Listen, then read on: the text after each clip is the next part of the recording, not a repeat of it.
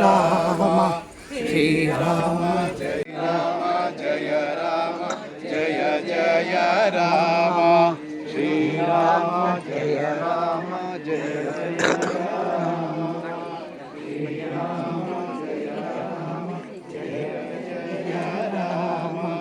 ಶ್ರೀರಾಮ ಜಯ ರಾಮ ಜಯ ಜಯ ರಾಮ ಶ್ರೀರಾಮ ಜಯ ರಾಮ ಜಯ ಜೈ ಶ್ರೀರಾಮ್.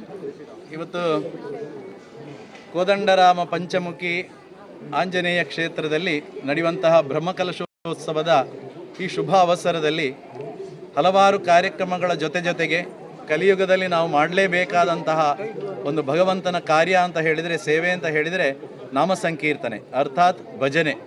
ಅದು ಇವತ್ತು ಆಂಜನೇಯ ಕ್ಷೇತ್ರದಲ್ಲಿ ಈ ಸಂದರ್ಭದಲ್ಲಿ ಹನುಮಗಿರಿಯಲ್ಲಿ ವಿಶೇಷವಾಗಿ ನಡೆದಿದೆ.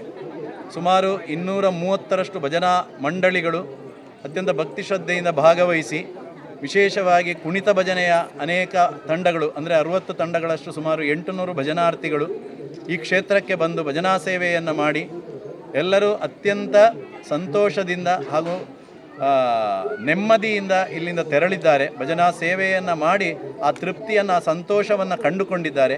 ಆ ನಿಟ್ಟಿನಲ್ಲಿ ಇವತ್ತು ಅಂದರೆ ಕೊನೆಯ ಬ್ರಹ್ಮಕಲಶೋತ್ಸವದ ಕೊನೆಯ ದಿವಸ ಇವತ್ತು 12ನೇ ತಾರೀಕು ಸಾಯಂಕಾಲ 6 ಗಂಟೆಗೆ ಭಜನೆಗೆ ಯಾರು ಸೇವಾ ರೂಪದಲ್ಲಿ ಈ ಭಜನಾ ಮಂಡಳಿಗಳನ್ನು ಆಹ್ವಾನಿಸಿಕೊಂಡು ಅವರಿಗೆ ಸ್ವಾಗತಿಸಿಕೊಂಡು ಅವರಿಗೆ ಏನು ಬೇಕು ಅದನ್ನೆಲ್ಲ ಒದಗಿಸಿಕೊಟ್ಟು ಸೇವಾ ಕೈಂಕರ್ಯದಲ್ಲಿ ತೊಡಗಿಸಿಕೊಂಡಂಥ ಎಲ್ಲ ಭಜನಾ ಸೇವಾಕರ್ತರು ಇವತ್ತು ಈ ಕಾರ್ಯಕ್ರಮಕ್ಕೆ ಮಂಗಲವನ್ನು ಹಾಡಿ ರಾಮದೇವರಿಗೆ ಸಮರ್ಪಣೆ ಮಾಡುವ ಸಲುವಾಗಿ ಶ್ರೀರಾಮ ಜಯ ರಾಮ ಜಯ ರಾಮ ಅನ್ನುವಂಥ ತಾರಕ ಮಂತ್ರದೊಂದಿಗೆ ಭಗವಂತನಿಗೆ ನಾವೆಲ್ಲರೂ ಸೇರಿ ಈ ಭಜನಾ ಮಂಗಲವನ್ನು ಭಗವಂತನ ಪಾದಕಮಲಕ್ಕೆ ಅರ್ಪಣೆ ಮಾಡಿದ್ದೇವೆ.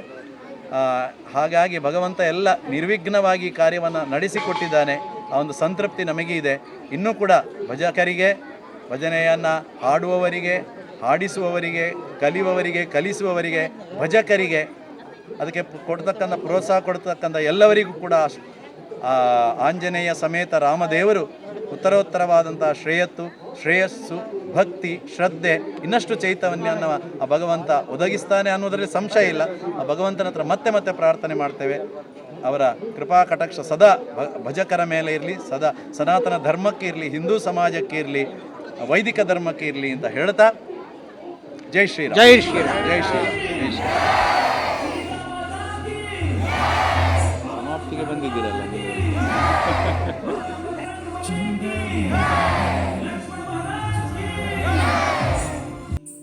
ಚಂದವೇನೆ ಗೋಪಿ ಚಂದವೇನೆ, ಚಂದವೇನೆ ಗೋಪಿ ಚಂದವೇನೆ.